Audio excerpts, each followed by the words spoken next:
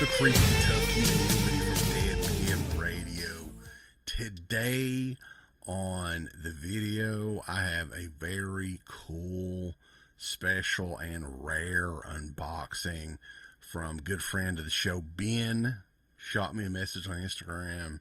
It's like, hey, and he actually showed me what it was. And I was like, holy shit, that is so cool. Like, we're kind of infamous when it comes to this particular film. And yeah, I just had no idea that this thing existed. But a very exciting day or so on Dead Pit. A lot of you guys that follow me on Instagram, you know, I got a really cool find, and I was going to showcase it here. I know my buddy Garrett is all excited about this too. Possibly the rarest of all of the Anchor Bay releases. And for those that don't know, we have a new podcast that's starting up early next week, the Anchor Bay Archives. But yeah, this one, the odds on this one getting any sort of re-release is extremely unlikely because Disney owns this movie. But persistence pays off, patience pays off, saved searches on eBay pays off, and this is The Midnight Hour. I've got it in a little bit of a protective cover there, and man, like, this thing popped up, and there's people that sell they say it's like a foreign release. It's not. It's like a bootleg or something like that. That they sell a bootleg for $50, right? Usually. So I had to double check and look this one over. But yeah, persistence pays off. And I'm not super familiar with the movie. I've seen it, but you know, it's one of those releases that's it's a status thing, right? It's a status thing. So the Midnight Hour Anchor Bay release. Yeah, very cool. But anyway, to go along with that, Ben sent me, let me show you the address there too, because anybody that wants the address, it is in the description of all of our stuff. If you want to send me or Uncle Bill something, you totally can do that.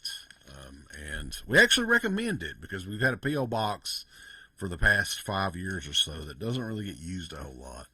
So, P.O. Box 1715, Prestonsburg, Kentucky, 41653. If you have anything you want to send us, even if it's a prank, even if you want to send Uncle Bill a box of shit, along the lines, you know, of what we encourage people to send Scream Factory back in the day, you could do that. Go for it, man. Go for it, dude. All right, but I'm going to cut this thing open here and see what we have. But yeah, I do know what this is. This is a score that Ben, I think he picked it up at pawn shop or a flea market, something like that.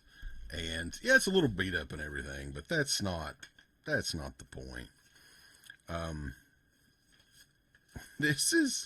We kind of have a friendly back and forth with Dana, the Evil Dead chick, because she loves this movie. But anyway, he left us a little note. His gimmick name is Boris Humpenstein. All right? And I will keep this with this is a book forever. Wes, and that's, you know, breaking kayfabe. Been watching you and Uncle Bill for about 12 years. Fucking awesome show. Not fake ass like all of the other channels on YouTube. And he names a ton of them on. He does. He says, thank y'all, boys. Boris Humpenstein. So, what this is a novelization for a slasher movie. And for fans of slasher movies, Jesus Christ, boys. Ooh, the cruel summer slashback is starting again. It's coming up here, I think, on the 22nd on a Sunday. And would we ever cover this movie in that? Maybe. I don't think we've ever done like a proper review of it, but we definitely talked about it quite a bit. The tagline of this is he came out of nowhere with only the need to kill. So this, my friends, is the final exam novelization. Jeffrey Meyer. You can see it's had some more battles there. There's a card. La Creepic Bookshop. So check those guys out too. If I can get the camera to stay still there. Yeah, maybe he got this at the bookshop. I don't know. But from what I understand, I'm going to get it in a plastic sheet of some sort. I'll find something. This is kind of valuable. This is kind of sought after, right? And I do collect novelizations when I find them from time to time if it's something really interesting in the genre, like the horror genre, or especially slasher novelizations. And Boris, aka Ben, heard me talking about it over the years, I'm sure, and decided to send this on. He actually also found the Shocker, the Wes Craven Shocker novelization too, the same day, which maybe I'll post a photo of that as well. So a big shout out to Ben for sending this my way. This will really go cool with the collection, man. I'm sure the novelization is way better than the movie. And it's got some classic artwork here, right? The silhouette. Final Exam is a good name for a slasher movie. But yeah, it's not a good slasher movie, but super thanks goes out to Ben, aka Boris, for sending this and adding this to CK's collection, never-ending collection of goodies. So that's it, guys. Hey, everybody tune in tomorrow night. Michael Slipcase Felcher at 10 p.m., boys. We are going to do a deep dive. He is going to rank from least favorite to favorite Friday the 13th films. It's going to be a huge show. Everybody associated with the show has ranked these movies. So also on that show, we are going to name the first two films. Maybe Final Exam will be one of those for the 2025 Cruel Summer Slashback, which starts again on the 22nd. But guys, I appreciate everybody tuning in. Big thanks again to Ben for sending this my way. You guys have a good rest of your evening, and we will catch you all tomorrow. I want all these people to click everything they're supposed to click. You haven't been liking them, you haven't been subscribing to them, you haven't clicked the bell or notification or anything like that. Folks, why don't you click the like button? Do you hate us? Do you not want to see us succeed? Why don't you click the heart button? Is this something that you have against our particular show? Why don't you subscribe?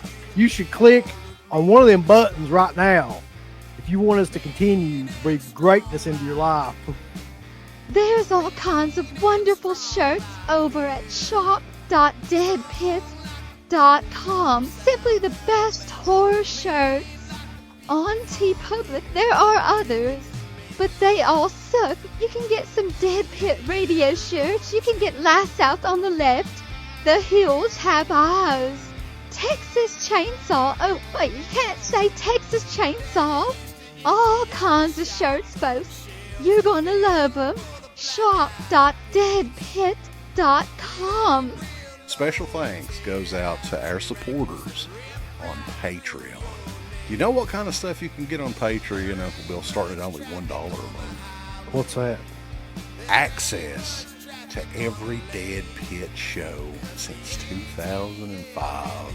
We got almost 200 fan commentaries that we've done over the decades. Here's what other fucking Patreons do.